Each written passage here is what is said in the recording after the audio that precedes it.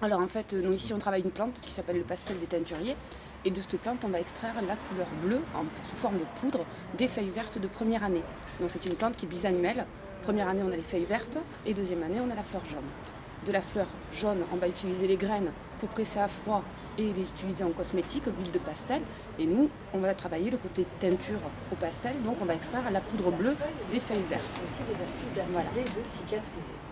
Donc il faut savoir que déjà à l'époque gallo-romaine, donc les Romains utilisaient donc les feuilles de pastel donc en guise de pansement. Ils faisaient des cataplasmes. Donc ils n'utilisaient la plante que pour le côté donc médicinal, mais pas du tout pour le côté tinctorial. Car ils détestaient la couleur bleue, pour eux c'était la couleur de l'enfer. Ils avaient l'impression que le ciel allait leur tomber sur la tête. Alors excusez-moi pour certains, ce qu'il faut savoir c'est qu'à cette époque-là, avoir les yeux bleus ça leur faisait aussi très peur. Pour eux c'était une certaine malédiction, un mauvais présage. Donc pour ces raisons-là, les Gaulois l'avaient très bien compris, donc se badigeonnaient le visage de corps de pastel afin d'effrayer donc nos envahisseurs romains. Et l'expression avoir une peur bleue vient donc de cette époque gallo-romaine. Donc ensuite on fait un grand pas dans l'histoire, on part au Xe siècle jusqu'au XIIIe siècle. Je m'appelle Roxane, je suis lectoroise. Il y a 2 ans, j'ai travaillé avec Séverine et Cécile, donc les associés de cette entreprise, à l'ancien bleu de Lectoure, en bas de la ville. Elles étaient en teinture et moi je faisais les visites et je tenais la boutique avec un autre collègue. J'ai suivi toute leur histoire, j'ai su qu'elles reprenaient l'entreprise. Je trouvais ça chouette, je venais les voir souvent et du coup elles ont pensé à moi pour cet été et elles se sont dit on a besoin de quelqu'un. Je connaissais déjà l'histoire, donc pour faire les visites c'était plus facile. Et je connaissais les produits également, donc elles ont pensé à moi et j'ai dit oui. Ça a déplacé la culture du pastel même dans le sud-ouest de la France, dans la région de Toulouse, Albi et Carcassonne, que l'on va nommer le triangle de l'or bleu, également le pays de cocagne. Donc je vais vous faire passer une cocagne. Donc cette petite boule, un petit peu étrange, vous voyez. Donc ces cocagnes avaient le prix de l'or au Moyen-Âge. Vous l'avez également donc, sur l'affiche. Car c'était très long à fabriquer, entre 8 mois et 1 an de travail. Donc bien sûr fabriqué à partir de feuilles de pastel. Donc c'était sous forme de balles pour faciliter le transport et donc on servait aussi le pilon. Ces cocagnes étaient destinées à monter les cuves de teinture pour le roi. Il n'y avait que le roi et sa famille qui avaient le droit de se vêtir de bleu. Donc le peuple n'avait pas accès à cette couleur au niveau vestimentaire. Donc ça avait été établi sur le roi. La teinture au pastel, c'est quelque chose de très compliqué. Donc déjà, quand on extrait la poudre de la feuille, on met entre 24 et 48 heures, quand tout se passe bien. Pour 90 kg de feuilles, on a 100 grammes de pigment qu'on va ensuite déshydrater. Et cette poudre est insoluble. Donc en fait, on ne peut ni l'utiliser ni dans l'eau, ni dans l'huile, ni dans rien du tout. Donc nous, on va devoir faire une transformation pour monter les cuves de teinture. Donc l'air a donné la couleur bleue au pigment. Ben nous, on va devoir retirer l'oxygène. Donc nos bacs de teinture ne sont pas bleus, ils sont plutôt verts. Et quand on sort un tissu, il va être vert kaki, il n'est pas très très joli. On va faire 3 bains sur chaque pièce et on va tout faire bouillir dans de l'eau froide.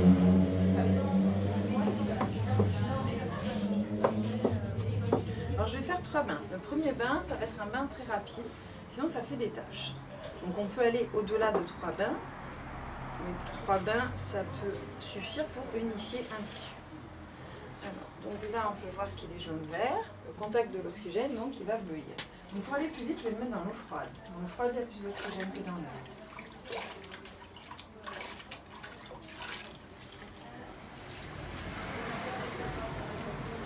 Voilà, nous avons notre beau bleu pastel.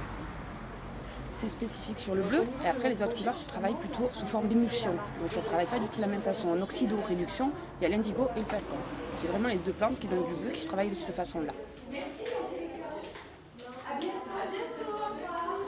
La fête en Inde, l'aoli, donc ils utilisent sûrement des terres, des poudres naturelles, mais peut-être pas des végétaux. Les végétaux sont plus spécialisés pour la teinture, sachant bon, c'est pas du pastel, parce qu'en Inde, ils utilisent plutôt l'indigo, qui est la cousine de la plante, le pastel, et qui se travaille de la même façon, mais eux, l'indigo est plutôt une plante tropicale. Le pastel est une plante plutôt européenne.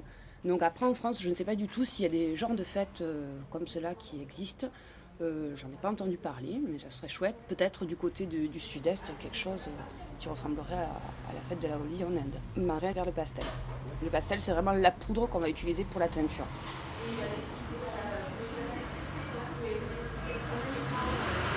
C'est quand même une couleur qui est quand même assez douce. Le bleu est une couleur froide. Quand on parle d'un bleu indigo qui tire vers le rouge, mais là le bleu pastel est un bleu plus gris, donc un bleu beaucoup plus doux et moins lassant à l'œil. Donc si je devais associer le mot pastel, la couleur, la teinte pastel à quelque chose, ça serait la douceur, le calme. Et en son, je sais pas, le son du ciel, le ciel, la mer, quelque chose de très doux. La première année où j'ai travaillé au bleu, l'ancienne patronne mettait toujours des chansons très classiques dans la boutique. J'associerais le bleu de pastel à la musique classique.